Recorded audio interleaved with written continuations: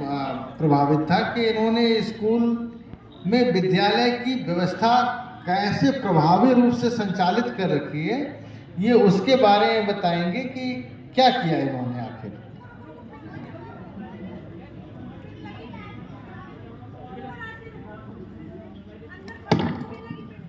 सम्मानीय खंड शिक्षा अधिकारी महोदय को हमारा सादर नमस्कार और हमारे समकक्ष प्रधानाध्यापक, हमारे बीआरसी की संपूर्ण टेक्निकल टीम और बहनें सभी को नमन करते हुए, हमारा विद्यालय प्राथमिक विद्यालय राजगीर है और हम 2016 से वहाँ पर प्रधानाध्यापक पद पर कार्यरत हैं। विद्यालय का भौतिक परिवेश 2016 में कुछ और था, लेकिन वो ये तारीफ करने की बात नहीं है कि आज आप देख लीजिए 2016 में क्या था और हमने क्या कर दिया, ऐसा नहीं है।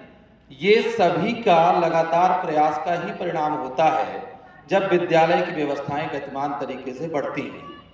हम एक दूसरे के ऊपर दोषारोपण करें कि पहले के टीचर यहाँ कुछ नहीं करते थे, देखिए हमने आकर के यहाँ कायाकल्प कर दिया, ऐसा नहीं। उनका भी निरंतर योगदान रहा, उस लाइन को, लकीर को हमने बढ़ाया और आज विद्यालय हमारा भौतिक परिवेश में, आप सभी लोगों के सामने बड़ाई तो नहीं कर रहे हैं, लेकिन भौतिक परिवेश में हमें खुद में आनंद आता है कि हमारा विद्यालय परिवेश स्वच्छ साफ विद्यालय परिवेश है। अब बात आती है बच्चों की। हमारे यहाँ ज़्यादातर पूरी तरीके से ग्रामीण अंचल है और शहरिया जनजाति, हमारे गांव में 50% बच्चे इनरोल्ड हैं। उनको किस तरह विद्यालय में लाया जाए ये तो आप सभी लोग जानते हैं, मजदूरी वर्ग के हैं। लेकिन हमारे वरिष्ठ प्रधानाध्यापक यहाँ पर श्री भगवान दास वर्मा जी भी बैठे हुए हैं और एक पुष्पेंद्र कुशवाहा जी हैं।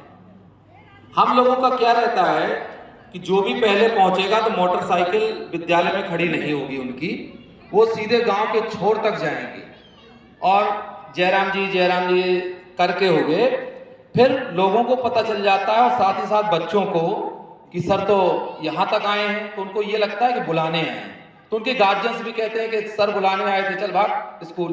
तो धीरे धीरे हम पहुंचे नहीं और आधा घंटा में इधर से झुंड आ रहा है, इधर से झुंड आ रहा है, 10 सवा 10 तक हमारी स्थिति बढ़ जाती है।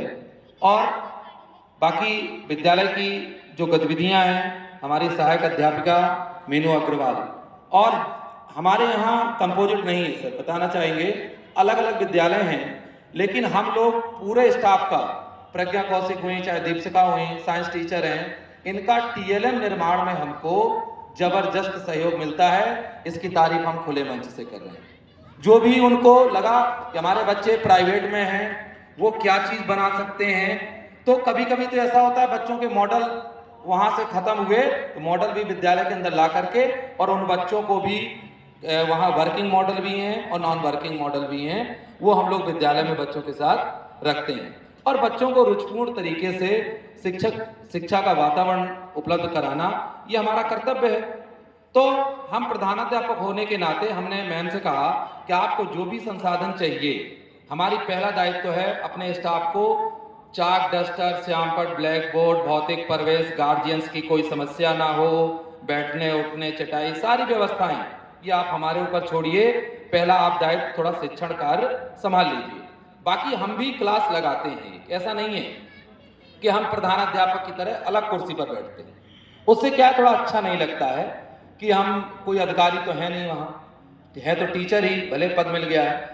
तो हम एक क्लास को जो है लगा लेते हैं। वो क्लास हम ऐसी चुनते हैं कि जो बच्चे थोड़ा शैतानी हैं या बहुत छोटे बच्चे उनके साथ आ जाते हैं, तो हम कहते हैं कि आओ तुम हमारी क्लास में बैठो।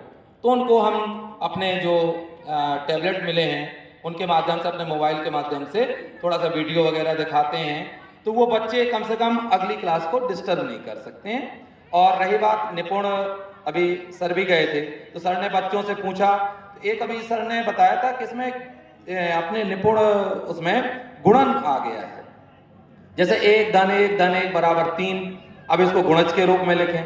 बच्चा 1 और 2 का गुणज से बिल्कुल अनभिज्ञ था, लेकिन हमने तो सर को आश्वासन दिया कि आप क्वेश्चन पुट अप कर लीजिए और ये क्वेश्चन आप इनसे पुट अप कर रहे हैं, लेकिन काम हमारा है।